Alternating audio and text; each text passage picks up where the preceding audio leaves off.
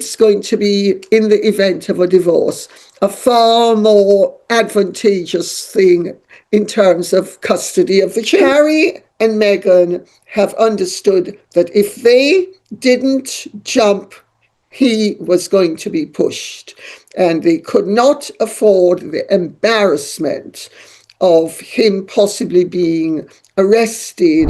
Something about Prince Harry and Meghan Markle's reported move back to the United Kingdom has raised far more questions than the simple explanation of wanting to be closer to family.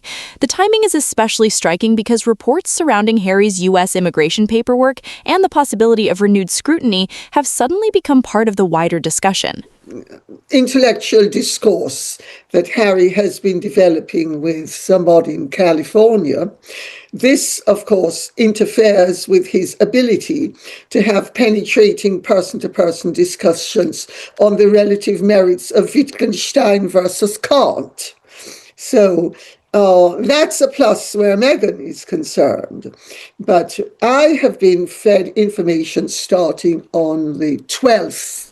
The central claim being discussed is that U.S. authorities have been examining information connected with Harry's immigration documents, including questions about what was disclosed when he entered the United States.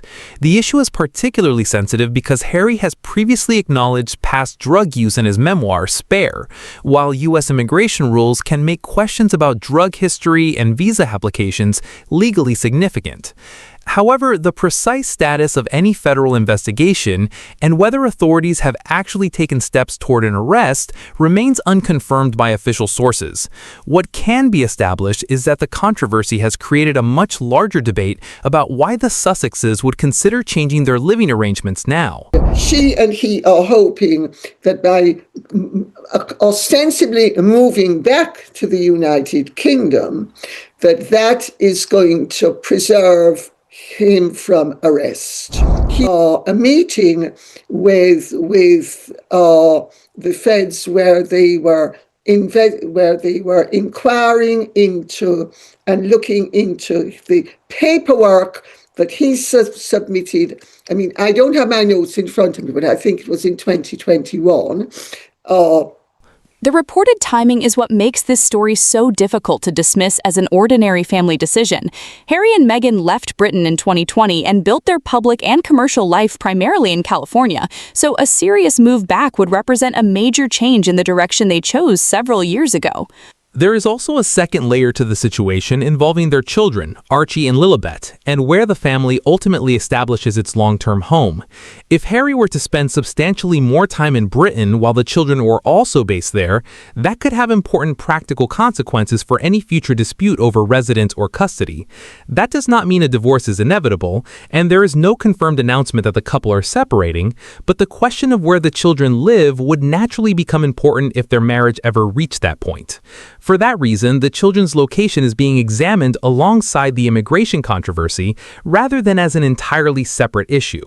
Of August, which I have kept stum about because I felt it was irresponsible of me to do anything in terms of revealing what was going on.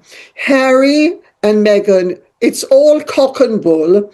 They're not moving back to the United Kingdom because they want to. They're moving back to the United Kingdom because Harry is endangered as a result of the feds. On the 11th of August, there was... Meghan has also been linked to the idea of maintaining a home in California, which suggests that a return to Britain may not necessarily mean abandoning their American base. The more plausible picture, based on the discussion, is a family trying to preserve options on both sides of the Atlantic. There is an obvious financial dimension as well, because the couple's years outside Britain have involved major commercial agreements, legal expenses, property costs, and complicated tax considerations. One tax argument raised in the discussion concerns the United Kingdom's temporary non-residence rules, under which the length of time someone remains outside the country can affect how certain capital gains are treated when they return.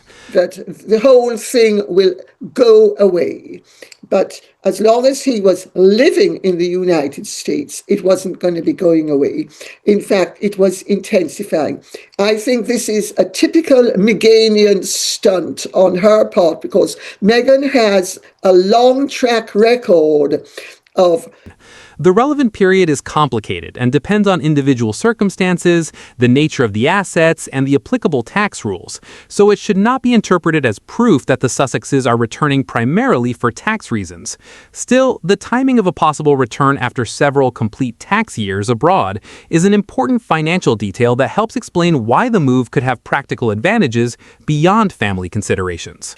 Assure the feds of having further backup as to the possibility and the feasibility of, in fact, arresting Harry and depriving and I've been receiving lots of information about this starting on the 12th of our. Then there is the royal family itself, where the consequences could be even more complicated. A return to Britain does not automatically mean a return to royal duties, restored relationships, or a reconciliation with Prince William and Catherine. Reports have suggested that Harry and Meghan's public explanation centers on family, particularly the desire for Archie and Lilibet to have stronger relationships with their British relatives, and for Harry to be closer to King Charles.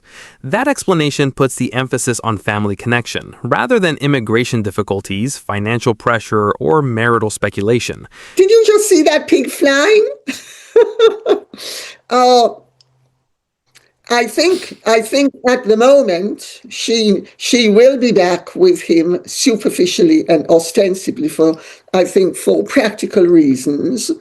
First of all, she is going to want to make sure that Harry's interest in the relative merits philosophically of Wittgenstein versus Kant are. But there is a significant difference between living in Britain and being welcomed back into the working structure of the monarchy. Harry and Meghan stepped away from official royal duties years ago, and any suggestion of a formal royal role would require decisions far beyond simply relocating a household. Prince William's position is particularly important because the relationship between the brothers has remained deeply strained. A move back to Britain could therefore place the royal family in an uncomfortable situation, where geographical proximity increases contact without necessarily repairing the underlying relationship. In terms of his visa problems, and it's sort of undermines one of the structures for the move. I think there's that to consider. And I also think that she will, I'm not sure that they're going to be able to maintain Montecito indefinitely, but they certainly need to maintain the illusion of. The same applies to King Charles, whose relationship with Harry has been complicated by years of public disagreements and disclosures. A meeting or renewed communication should not automatically be interpreted as a complete reconciliation, especially when private family relationships and public responsibilities are involved. The Sussexes may want greater access to family, but the other members of the family retain their own choices about how much contact they are willing to have. That distinction matters because returning to the United Kingdom changes the circumstances, but it does not erase the history between them. There is also a broader question about what happens if the immigration controversy develops further. Absolutely trackable, very reputable, very official Democrats in the United States who absolutely want to have nothing to do with Meghan. They regard her as a danger, and they regard her as somebody who should be avoided like the plague. And so all of a sudden, all of this is coming together really very neatly. One could almost say beautifully. Well, I indeed. don't know what you. Well, I do. And Lady C, there are, as I say, If U.S. authorities were to determine that Harry had made a material false statement on an immigration application, the consequences would depend on the actual documents, the applicable law, and the findings of the relevant authorities. That is why the strongest claims about an imminent arrest should be treated cautiously, unless they are supported by an official statement or court record. The possibility of legal scrutiny is one thing, while an actual arrest, prosecution, or removal proceeding is something very different. Harry's public profile makes the story unusually visible, but celebrity status does not by itself establish either guilt or innocence. At this stage, the most significant development is the collision of several separate issues: immigration questions, family relationships, the children's future, finances, and the Sussexes' long-term place between Britain and America. Because he needed to get the children back to the UK. See, this is what I am very much suspecting, Lady C. A whole load of things are coming together at the same time. And there are, of course, a lot of people around Prince Harry who have been deeply concerned. And for a long time, Lady C, for all of the reasons that we have discussed, Harry dismissed them. But as soon as Vanity Fair began to back up some of my reporting that actually this woman... The situation becomes even more complicated when the question of money enters the picture. Harry and Meghan have spent years building an independent life in California, but that lifestyle comes with substantial expenses, and a return to Britain could potentially serve several practical purposes at the same time.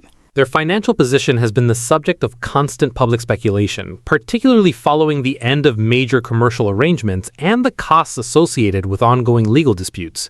There is no verified public accounting that establishes exactly how much money the couple has left, so claims that they are financially desperate should not be treated as established fact.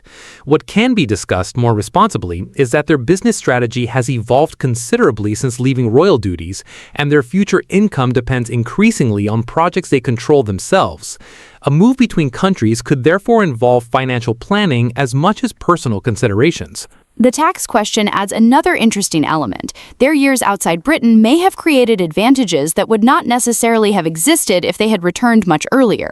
The discussion points to the United Kingdom's temporary non-residence rules, which are designed partly to prevent people from leaving Britain temporarily, realizing gains while abroad, and then returning without those gains being considered under the relevant rules. The timing of any return can therefore matter considerably for someone with significant assets or investment interests. They are in deep financial doo-doo, but there is also something about the timing and why this might appear rushed. And I'm just going to take you through some of the reporting today. This from Tom Sykes on the Royalist, who says Can I just say, it is rushed. The whole thing is rushed because Harry and Meghan had no idea what the feds were up to when the feds started to investigate all of the papers that he submitted starting on the 11th of August. And today is now the 20th of August. Nimesh Shah, chief executive of the London tax advisory firm Blick Rothenberg, was cited as saying that completing 6 full tax years of non-UK residency could be significant in relation to those rules, but the precise tax consequences for Harry and Meghan would depend on their individual assets, residency status, transactions, and professional advice, rather than simply the date they return. Then there is the children, because Archie and Lilibet could be at the center of any long-term decision. Their education and primary residence can affect everything from family relationships to the practical realities of parenting across 2 countries. The discussion repeatedly focuses on the possibility that having the children in Britain could place Harry in a different position if his marriage ever broke down. So we're speaking about 8 or 9 days. So obviously the whole thing is rushed because the axe is in danger of dropping. And on the 10th of August, there was no axe in evidence. Sorry, I didn't mean to cut you, but No, I think you're completely right. And it's fascinating. But Lady C, we know that finances are a big issue too. That is an argument being made publicly, not a confirmed legal outcome. Child custody is determined by the applicable law and the specific circumstances of each case, and simply enrolling children in a British school would not automatically guarantee a particular custody arrangement. Still, from a strategic perspective, where the children live is obviously significant, especially for a family that has previously maintained its principal home thousands of miles away from Harry's relatives. The political dimension is also difficult to ignore. Donald Trump has previously expressed strong opinions about Harry's immigration situation, making any renewed scrutiny especially sensitive. Benefit Harry and Meghan to move now in terms of tax. And again, that might be something that people dismiss, but there's actually a lot of money at stake here. So I just want to take you through the expert view because it's quite complicated, ladies. So you know I'm not a money man, but this is interesting. It's Nimish Shah. He is the chief executive of the London tax and advisory firm Blick. In a funny sort of way, you have to admire them for being so clever. But it's interesting that all of this dovetails with the feds coming after Harry for having possibly falsified his application forms. Because I don't think that they would have moved quite so quickly and quite so decisively had they not discovered that the feds that he stands a chance of being arrested by the feds. The source material also raises speculation about whether figures connected to conservative political circles, including Niall Gardner and organizations such as the Heritage Foundation, could have an interest in the issue. That should remain firmly in the category of speculation unless evidence demonstrates coordination between those individuals or institutions. The broader political divide is nevertheless relevant because Harry and Meghan have publicly positioned themselves around issues that can attract sharply different reactions in American politics. Their presence in the United States has therefore never been entirely separate from political debate, particularly when immigration, public money, celebrity influence, and the monarchy overlap. Meanwhile, Harry's relationship with the royal family remains another unresolved part of the story. Rothenberg. And he said, it's good to see Harry and Meghan achieve 6 full tax years of non-UK residency to manage the temporary non-resident rules for capital gains tax. They have clearly had some good tax advice, and the timing of the move back to the UK is immaculate. Now, that is because HMRC, that's like the tax man here in the UK, has a rule designed to stop wealthy Brits scooting abroad, cashing in their assets and strolling back home. It's called the temporary non-residence rule, and it means that if you leave the UK and come back within 5 years, a return to Britain could increase opportunities for contact, but proximity does not necessarily produce reconciliation. Public reports have described continuing tension between Harry and Prince William, while Harry has also suggested that he will like some form of renewed relationship with his father. The challenge is that the Sussexes cannot determine the response from the other side. King Charles can choose how much contact he wants, William and Catherine can maintain their boundaries, and the Whiter family can decide whether a return represents reconciliation or simply a change of location. That is why any suggestion of Harry immediately returning to an official royal role should be treated cautiously. Well, and good man. He's a genius, and he made the point. They are free and clear they are not liable to tax on any of their American earnings for the previous 6 years, which, I mean, that's, say what you will, that's clever thinking, that's clever moving, and I mean, you can't really knock them for being so clever, I think. Meghan's role in all of this has also attracted intense scrutiny, especially because commentators have connected the timing of the move with reports about possible tensions within the marriage. Those claims remain unverified. Is going to take the view, oh, well, if they're out of the country, let's, but Donald Trump may equally take the view, well, I'm not going to get involved. I'm going to leave it up to the process and let's see what happens. But where that might actually work in favor of what is established from the material is that public speculation intensified after reports about Harry's friendships and after claims that Meghan had discussed the possibility of an autobiography that could potentially follow a divorce. Those reports have been presented as evidence by commentators that the marriage may be under pressure, but they do not establish that a separation is actually planned. It is important to separate reported claims from confirmed events, particularly when the people involved have not publicly announced a marital breakdown. The same caution applies to claims that the British move is specifically designed to prepare Harry for a future custody battle. Our long national nightmare is over. Harry and Meghan returning to the UK after failing to take the colonies. But what's interesting is Harry and Meghan's team have briefed Sarah Nathan, the editor-at-large. She's British, by the way. She works for Page Six, claiming to reveal the real reason that they are coming back. Now, Lady C, it's all spin, but it is worth just looking at what Harry and Meghan's team are saying, because the claim is that it is because they want to be closer to King Charles and ensure their children build relationships with family. All of this, of course, Lady C, piling pressure on Prince William, because What makes the entire situation compelling is that several independent issues appear to be converging at almost the same time. Immigration questions, tax timing, the children's education, royal relationships, and the couple's future in California all point toward a major reassessment of their next chapter. That does not necessarily mean there's one secret explanation behind everything. Sometimes major personal decisions happen because several pressures arrive simultaneously, and the Sussexes have accumulated more than one reason to reconsider how their lives are structured. A British base could provide greater proximity to Harry's family, potentially simplify certain practical arrangements involving the children, and allow the couple to retain their American connections rather than abandoning them completely. He's not exactly been embracing either Harry or Meghan. Think of the uncles and aunts. Exactly what family are the Sussexes speaking about? Lord Spencer doesn't have a family. My children run across his children socially all the time. They don't speak to their father. I mean, give me a break.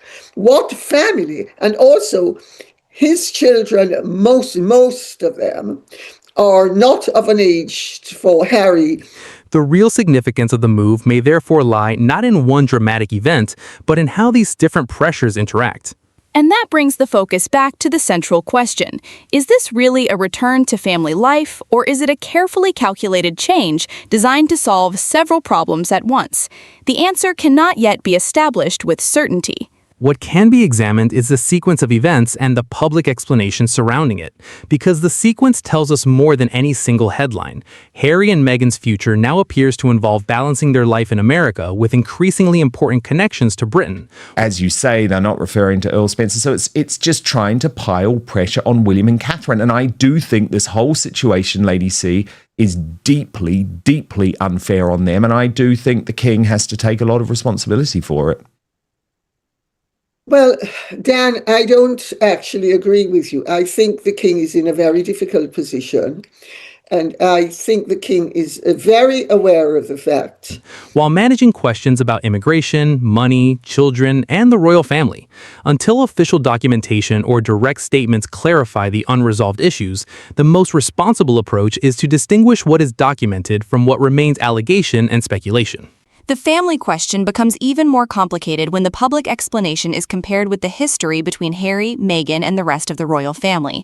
A return to Britain may put everyone closer together geographically, but it does not automatically repair years of disagreement. That Harry and Meghan are dangerous and need to be played carefully. And I think he's been playing them carefully. Let's remember the meeting at Highgrove took place after there was the revelation that Harry had been enjoying philosophical discussions of some depth and penetration with somebody else who was interested in Kant and... Much of the discussion has focused on the claim that Harry and Meghan want Archie and Lilibet to develop stronger relationships with their cousins and extended family. That explanation is understandable on its face, particularly because the children have spent most of their lives in California and have had limited day-to-day contact with their British relatives. But there is an obvious obstacle. The adults involved have their own history, and rebuilding relationships between the children may be difficult if the relationships between their parents remain strained.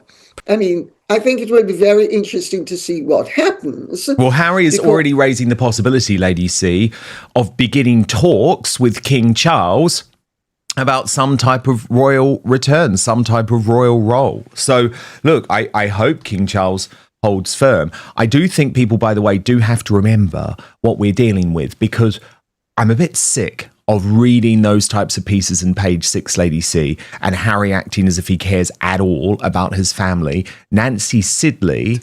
Prince William and Catherine are therefore central to the question because any meaningful connection between the cousins would require some degree of cooperation. Their relationship with Harry has remained publicly difficult, and there is no indication that a change of address alone would resolve that. The same uncertainty extends to other members of the family, including Zara and Mike Tyndall and the wider royal circle.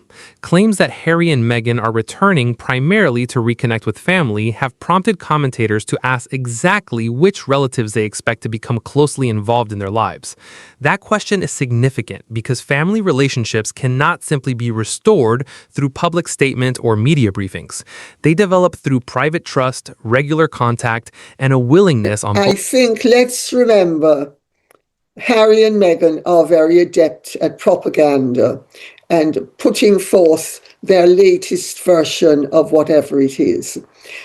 I think we need to remember that it's not only William and Catherine who want to have little or nothing to do with Harry and Meghan, especially Meghan. It's also the Queen. The King himself has wanted to have very limited contact with them, and more so with his son than with his daughter-in-law. But he claims that Harry and Meghan are returning primarily to reconnect with family have prompted commentators to ask exactly which relatives they expect to become closely involved in their lives. That question is significant because family relationships cannot simply be restored through public statement or media briefings. They develop through private trust, regular contact, and a willingness on both sides to move beyond previous disputes. King Charles faces perhaps the most delicate position of all. He is Harry's father, but he is also the monarch, meaning his personal decisions inevitably have a public dimension.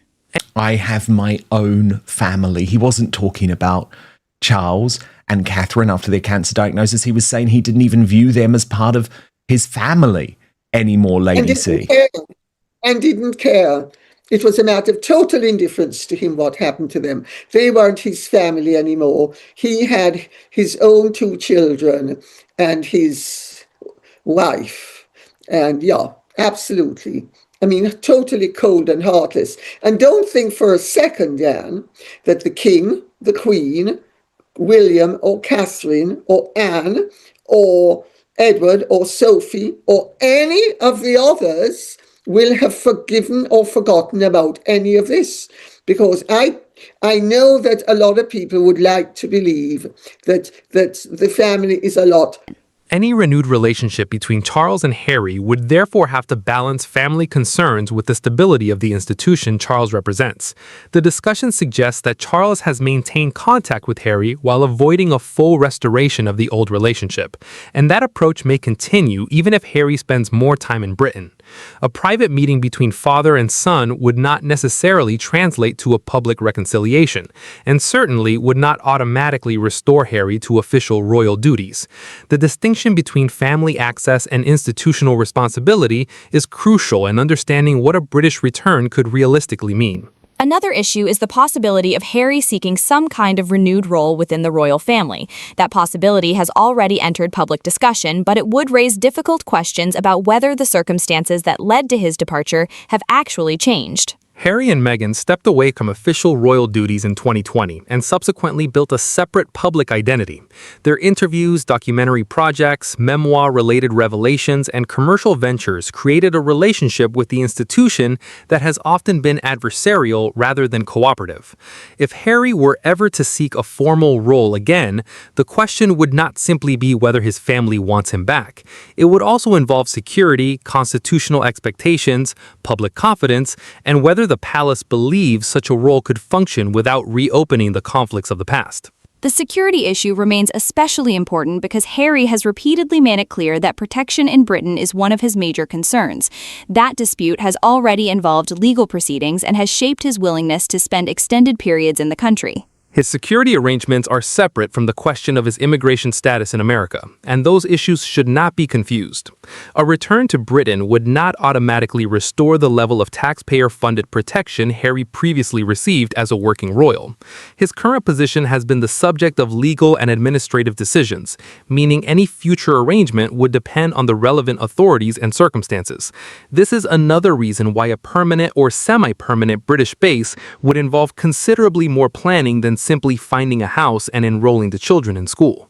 The immigration controversy, meanwhile, remains the most legally sensitive part of the wider story. The allegations being discussed concern what Harry may have disclosed on U.S. immigration paperwork, but the available material does not establish that he committed an offense. Softer than it is. It's not. It's just that they have had to deal with a very tumultuous and difficult situation. And they have rarely been doing it in terms of the 12-step program. And anybody who knows about the 12-step program will know that the way they've been dealing with it is let go and let God and basically give the buggers enough rope to hang themselves with, and they will. And haven't they just hung themselves with enough rope? Because here they are coming back, tail between the legs, That distinction matters because the consequences of an inaccurate immigration application depend on what was actually written, what information was available to the applicants at the time, whether a statement was legally material, and how U.S. authorities interpret the circumstances. Public discussion of possible imprisonment sounds definitive, but a potential statutory consequence is not the same thing as a finding that the law has been violated.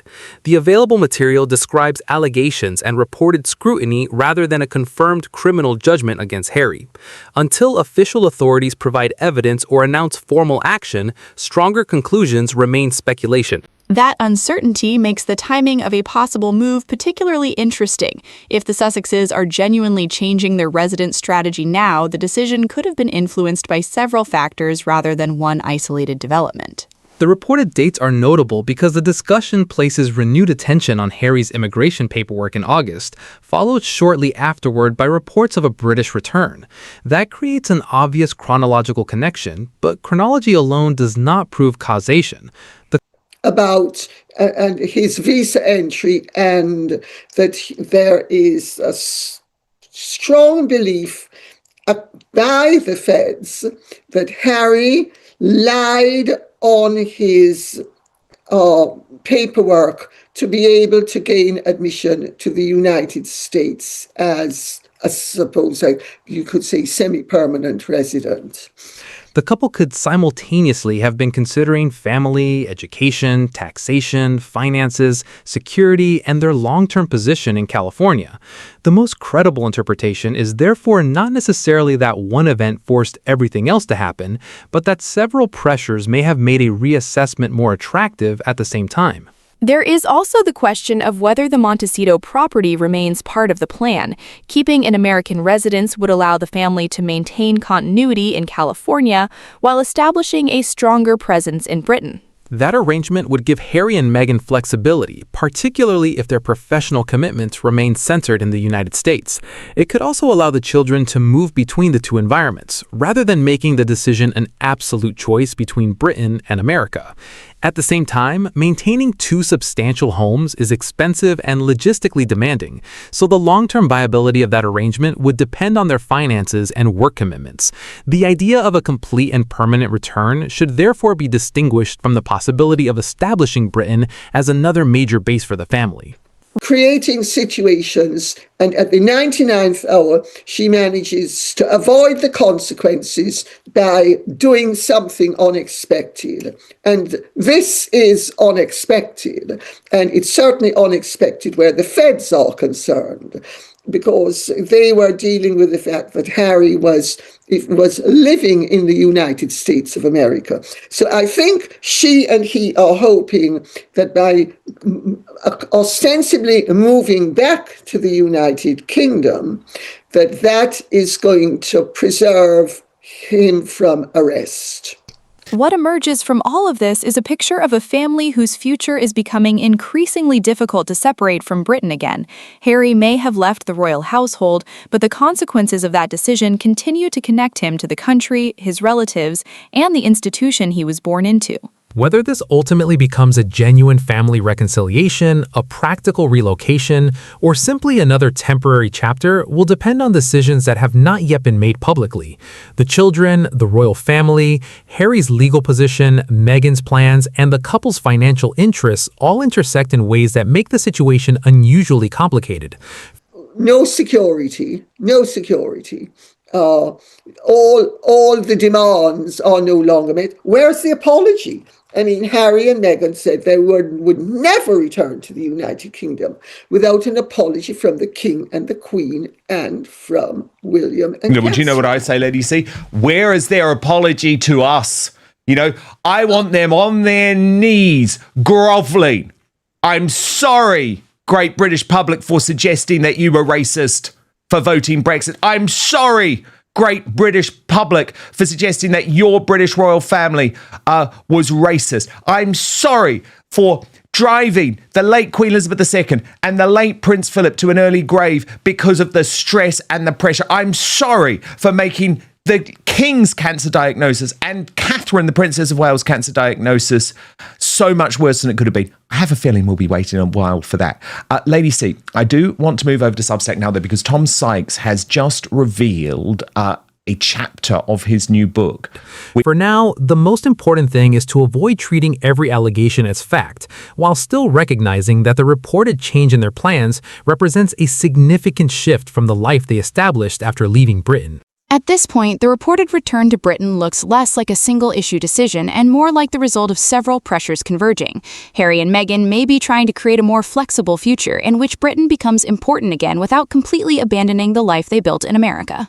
The most significant factor may ultimately be the children, because Archie and Lilibet give Harry a permanent connection to both sides of the Atlantic.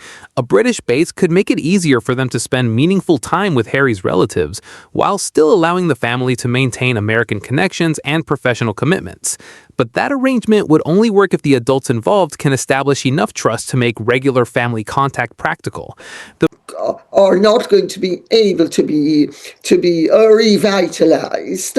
So I think that's something that she needs to be vigilant about. And as long as it suits her to be his wife, she needs to be vigilant about that, because, at this stage, she can interfere with philosophical discourses.